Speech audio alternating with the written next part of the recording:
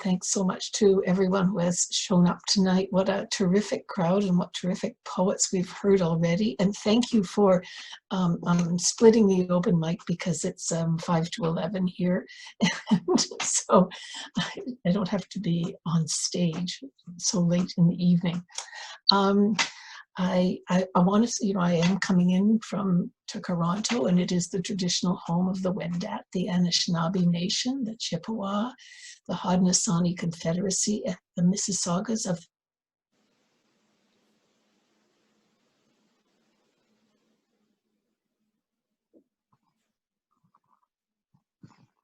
Maureen, I think we lost you. Okay, so the Mississauga of the New Credit Nation and the Métis Nation. And I was saying that I would be mostly reading from Sotto Voce, but I do have some new poems. And I'm going to start with a new poem and then go back to Sotto Voce, switch them back and forth. So this poem is called Desires, and it's after Rilke's first elegy. To make a visible dent of fairness in your institutions, to chop and season the kale, to befriend those you admire, those who tickle or challenge you, shore up those who fall deep into despond. To water the tomato plants and nicotiana, all this your charge, your mission. To attend to oil spills, minimum wages, your dying magnolia tree. Direct rage and despair into action. To love instantly and fully. Retain the names of wildflowers, birds, streets, distant relatives. To trace with your finger the stitches the stars make across the night sky. Hold your father's unconscious hand as his grip loosens. Make strange the regular order of words to find elegance in their turmoil. To uncage the caged and unspell the tyrants. To desire your desires, all this. And so I'll start with the reading of the book, with the first poem in the book, which is called Into the Humber River. And with 4 or 5 other poets over the past number of years, we've been doing Lost River poetry walks. So we read and write poems and read them on the rivers and on the buried streams and creeks, which will probably never be daylighted or brought up to the surface because they've been combined with Toronto's sewer system. However, the Humber River is a strong, pretty healthy one, and much healthier than the other strong river, the Don. So this is called Into the Humber River. Someone tore the hands off a big round clock, familiar as a classroom compass, and abandoned it to the weeds. It took the time right out of us, poured it through the small black circle in the clock's center and underground into the river. It was a blessing to watch the hours and minutes drain away. We didn't miss it the way we'd miss our own hands. That sudden calm when time disappears, the atmosphere soupy with fish and bug and bird busyness, the glare of springtime green. If you spoke into that empty hole, it would hold your words and breathe them back to you in the sensible prose of granite and bridge, in bird vowels, cloud song, river. And now I'm going to read 20 Naked Selves. This is a poem that I thought was on, sorry, just checking, okay, checking my page numbers. It's a poem I wrote on the first day of spring, I think in 2016, and it's after Frank O'Hara's In Memory of My Feelings. 20 Naked Selves. I am an ill-clad Venetian artist who has fallen in love with the winter streets of Montreal and the snow-laden branches in its parks. I am a buried electric bulb awaiting the full moon after the first day of spring, which is today. I am a kitchen fanatic, a short order cook, not a pastry chef. Or perhaps I am a pastry chef. Look at my croquembouche, not a cook. This is like the discussion that you must love either science fiction or mysteries, not both, and definitely not neither. Of course I love neither. I am one of the Irish volunteers now boxed into a Dublin graveyard. I am an enthusiastic and hesitant teacher, a linguist, walking the paths of Père Lachaise, speaking as the songbirds do, a different language with each season, and exiting the graveyard to find a father easing his child's foot into a sneaker and taking him on a rough sea crossing. I am a delighted aunt, a delighted passenger, a delighted lover. These are not permanent states. I am a seamstress stitching plackets and hems into poems, escape hatches. I am a cyclist spinning across the city after my machine's tune-up at the spring rate offered if you book before this leap year's extra day, which I did. I squeezed a lot into it. I am a colorist in a hair salon, a potter, a heretic, a non-driver, and an air traffic controller, monitoring the earthbound messages of stars and satellites, an asthmatic like Proust, but less prolific. Listening to your footfalls, I am a sentimental philatelist, collecting the stamps you make on the stairs, on the kitchen floor, the ravine path, the leaf and twig-covered soil of our backyard. So the next poem I'll read is the title poem for Sotto Voce. And probably everybody knows this, but I always feel compelled to explain it, that Sotto Voce is a Italian term for singers and actors, like the theater term, directing the singer or the actor to sort of step out of his or her role and address the audience in a purposely low voice and kind of give them tips about the shenanigans going on behind, tell the truth actually about what's going on stage. The poem incorporates a few quotes from Jack Spicer, and it was written after my partner and I, she's sitting here, went to see the Whisper opera by David Lang, and that is an opera where the singers whispered their singing. I don't know how they did that for an entire evening. Okay, Sotto Voce. When you whisper everything, when even your saxophone whispers its notes, when you just graze your fingertips across the drum skin for a drumly quietness, or the words on your sheet lower their volume to minimal, when you forswear aloud for the everyday language of small rivers. Today the dawn is open, free-flowing and black, not closed and frozen white. When the scratchy hushes under the thickening ice become fainter and fainter, when you whisper everything, vows and regrets, sweet nothings and morsels of shame, or just the abundant mundanities of your life, listeners strain to catch your watery drift. They follow your eyes. Your breath is a hand resting on a baby's naked chest. After the breath stops, Spicer says, the words listen. At the end of the evening's whispering, an old neighbor said all she could hear was the eulogy for my mother from 30 years ago. You were always hearing your own, all the way down past the future, louder and more audible than murmurs that go swimming past you as if they were blue fish.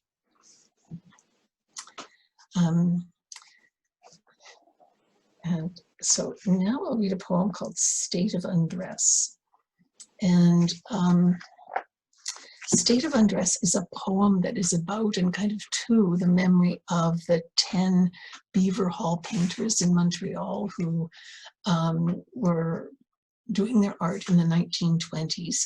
And they were pretty much all women, and they really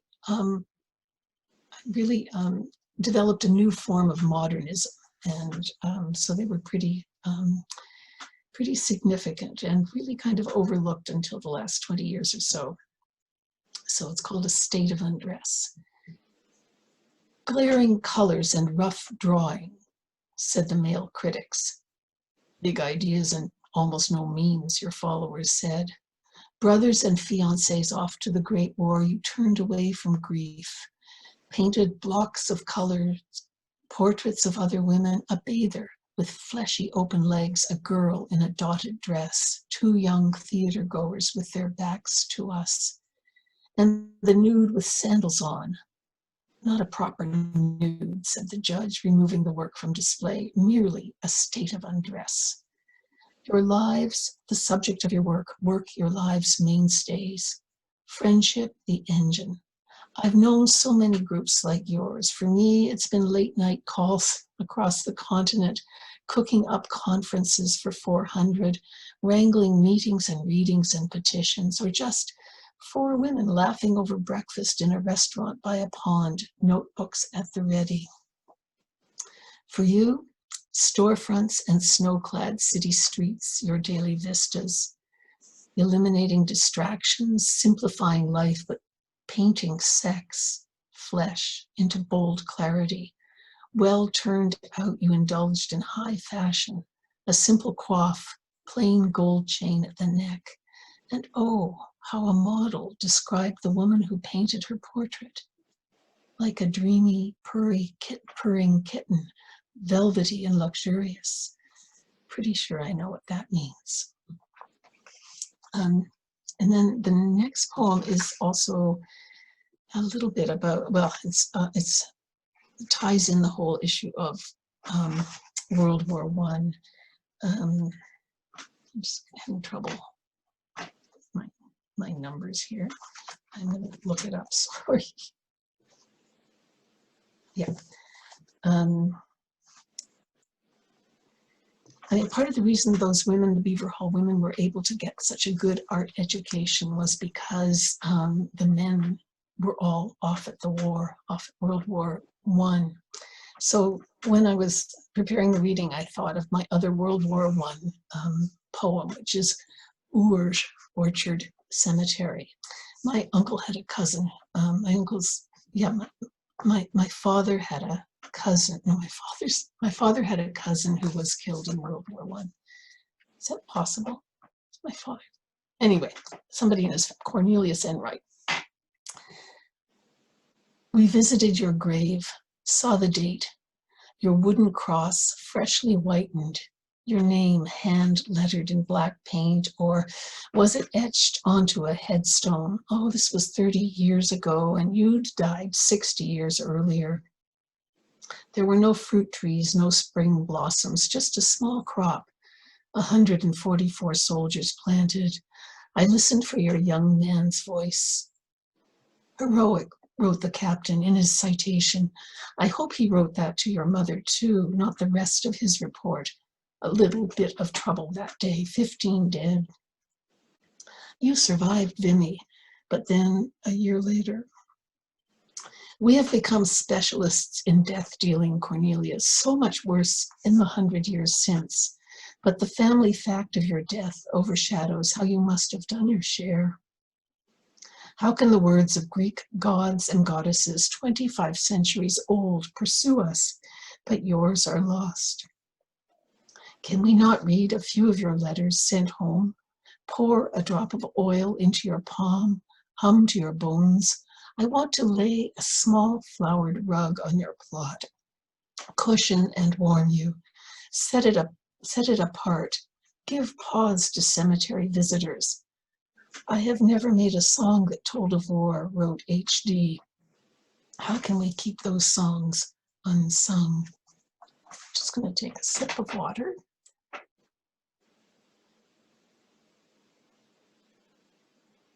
Or two. So back to some new poems. Of course, lots of us are writing pandemic poems, and sometimes it's hard to write anything but them. This poem sort of relates to the issue of artists that we were talking about earlier, but it's called The Dazzle Time, and the title will become clear as I read the poem. The skies are emptying of airplanes, maybe even drones, but my mind is full. Intentions that take off but never land. They hover mid-air at the gray horizon, shadowing the late afternoon sun. What strange internalized days we are enduring, some of us welcoming them, some chafing against their blankness. David Milne, married twice, but a solitary man, painted city streets, lakes, and leafy trees, pressed fan-shaped flat against the sky, a still life with a cobalt blue medicine bottle. Often a woman sewing or reading in a wicker chair. Whatever's in front of me. Developed the practice of leaving a blank space somewhere in the canvas, called it the Dazzle area. One unpainted building, say in a crowded cityscape, to snatch and release your interest, engage it elsewhere on the canvas. Blank. Before it meant white, it meant to shine, to flash, to burn. Is this the blank spot in our years? Can we gleam in isolation, polish our inner lives, brighten our songs and odes, bleach our regrets? Oh, but now it's time for more window gazing. The number of kids in the tiny park behind our house, 0.